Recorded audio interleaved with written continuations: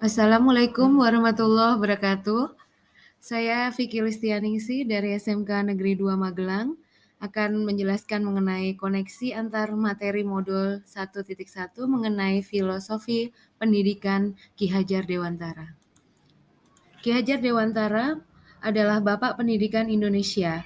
Beliau merupakan aktivis pergerakan kemerdekaan Indonesia, kolumnis, politisi, dan pelopor pendidikan bagi kaum pribumi pada zaman penjajahan Belanda, dan merupakan pendiri Taman Siswa.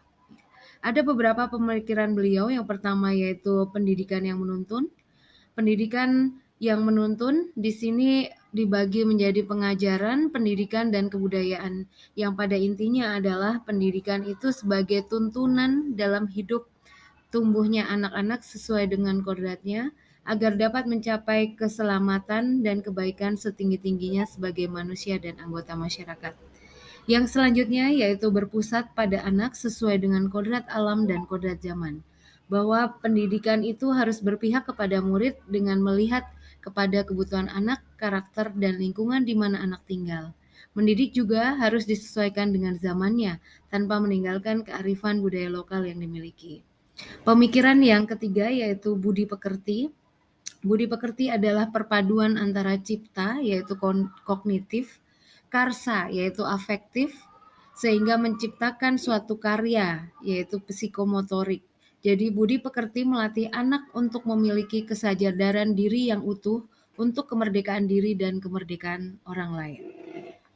Yang keempat yaitu mengenai trilogi pendidikan, di mana guru dalam menuntun siswa menggunakan prinsip-prinsip ing ngarso sung tulodo, guru memberikan contoh yang baik dalam sikap dan perbuatannya, ing madyo mangun karso, di mana guru harus selalu berada di tengah-tengah murid untuk selalu membangun semangat murid-murid. Dan yang ketiga yaitu tut wuri handayani, guru harus bisa memberikan dorongan dan contoh.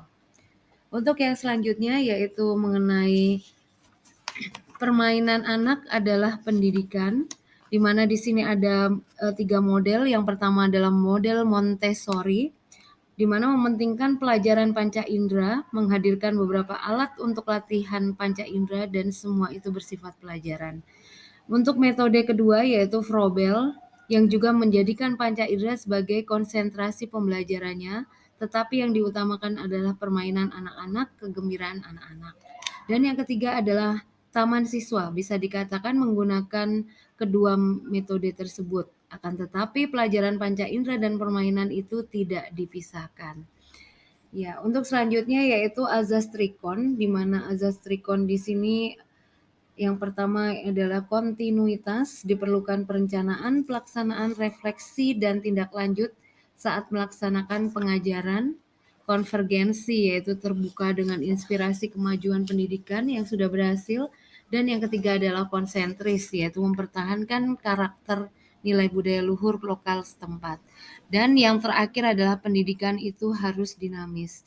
Jadi pendidikan harus terus bergerak dan berubah sesuai dengan tuntutan zamannya. Ya, untuk selanjutnya yaitu pertanyaan pemantik. Yang pertama yaitu apa yang Anda percaya tentang murid dan pembelajaran sebelum mempelajari modul 1.1. Yang pertama, saya masih kesulitan mendesain pembelajaran yang berpusat kepada siswa. Saya masih memberikan materi sesuai dengan target dari kurikulum tanpa memperhatikan kemampuan dan bakat siswa, sehingga menjadikan siswa kurang aktif dalam pembelajaran. Yang kedua, saya masih kurang memahami karakteristik siswa, sehingga tidak ada kedekatan emosional terhadap siswa. Dalam pengkondisian di kelas, saya masih menggunakan ancaman dan hukuman untuk membuat siswa disiplin dalam pembelajaran dan tanggung jawabnya. Kemudian yang ketiga, saya masih berasumsi bahwa nilai adalah hasil akhir. Jadi siswa yang sudah melampaui nilai KKM berarti sudah menguasai semua materi. Nilai bagus dikatakan pandai. Selanjutnya, pertanyaan yang kedua, apa yang berubah dari pemikiran atau perilaku Anda setelah mempelajari modul 1.1? Yang pertama adalah pendidikan yang memerdekakan. Pendidikan yang memerdekakan membuat siswa belajar tanpa tekanan sesuai dengan karakteristik dan kemampuannya, sehingga timbul kesadaran dalam dirinya bahwa belajar adalah suatu kebutuhan untuk dapat kehidupan yang lebih baik di masa yang akan datang. Dan siswa mempunyai gaya belajar yang berbeda-beda seperti audio, visual, dan kinestetik. Tugas guru untuk mendesain pembelajaran yang mampu mengakomodir gaya belajar siswa. Yang kedua, setelah mempelajari filosofi pemikiran Ki Hajar Dewantara, saya menyimpulkan bahwa pendidikan menuntun. Ya, sebagai pendidik tidak bisa memaksakan kehendak kita untuk diikuti oleh siswa, karena sejatinya pendidikan sebagai tuntunan dalam hidup tumbuh kembangnya anak-anak, sesuai dengan kodratnya untuk mencapai keselamatan dan kebaikan setinggi-tingginya sebagai manusia dan anggota masyarakat. Guru harus bisa menuntun anak sesuai dengan bakat, minat, dan kemampuannya, sesuai dengan perkembangan zamannya. Dan guru adalah role model yang dapat memberikan contoh yang baik dalam sikap dan perbuatannya. Atau Ingarso Sungtulodo, guru harus selalu berada di tengah-tengah murid untuk selalu membangun semangat murid-muridnya. Atau Ing Madio Mangunkarso, dan guru harus bisa memberikan dorongan dan arahan atau tuturi handayani. Terus yang selanjutnya adalah sekolah adalah taman bagi siswa. Taman itu ya berarti dua, yaitu bermain dan belajar. Di mana ketika bermain, di sini sekolah memberikan kenyamanan kepada anak-anak untuk dapat mengaktualisasikan diri. Contohnya dengan adanya fasilitas olahraga, berkesenian, dan perpustakaan. Terus belajar, sekolah memberikan kesempatan belajar yang seluas-luasnya sesuai dengan bakat dan potensi yang dimiliki anak. Contohnya, sekolah menyediakan fasilitas kelas yang bagus, yang layak, terus laboratorium dan peralatan praktek yang baik, dan guru-guru yang kompeten. Ya.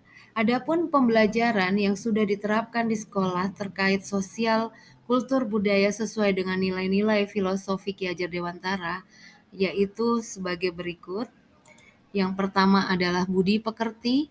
Ya, di sekolah kami di setiap pagi hari itu Bapak Ibu guru menunggu siswa di pintu masuk sekolah.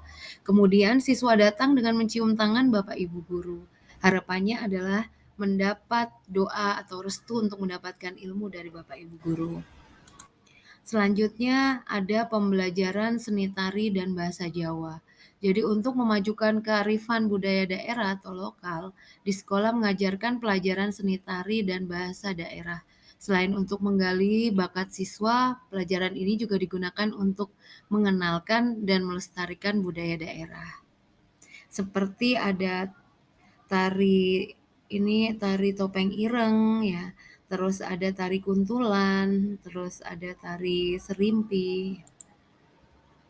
Untuk selanjutnya di sekolah kami juga sudah menerapkan proyek penguatan profil pelajar Pancasila itu dengan tema beriman dan bertakwa kepada Tuhan Yang Maha Esa dan berakhlak mulia, terus berkebinekaan global. Di sini ada pemilihan OSIS yang dilakukan dengan prinsip Luber ya.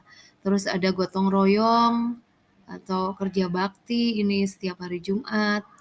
Terus mandiri, anak-anak dibudayakan untuk belajar mandiri, menciptakan sesuatu yang kreatif, juga secara mandiri dan juga bernalar kritis. Di sini ada juga bakti sosial. Ya. Untuk selanjutnya juga mendatangkan tamu dari industri. Ini untuk bahwa kita harus mengajarkan anak sesuai zamannya. Ya, jadi ada beberapa kami mendatangkan guru dari industri, harapannya sehingga tidak ada gap antara pembelajaran di sekolah dengan tuntutan dari industri. Di sini ada dari Teknoporia, dari Bisa AI, dari Jogja, dari Bandung, dan dari Jakarta. Nah, yang dapat diterapkan atau rencana penerapan ke depan, yaitu yang pertama adalah mendesain pembelajaran yang menyenangkan, berpusat pada siswa dengan berbagai metode pembelajaran yang variatif agar membuat siswa aktif dan semangat mengikuti pembelajaran. Yang kedua yaitu mengidentifikasi karakter siswa, latar belakang, gaya belajar, potensi maupun hambatan yang dialami oleh siswa.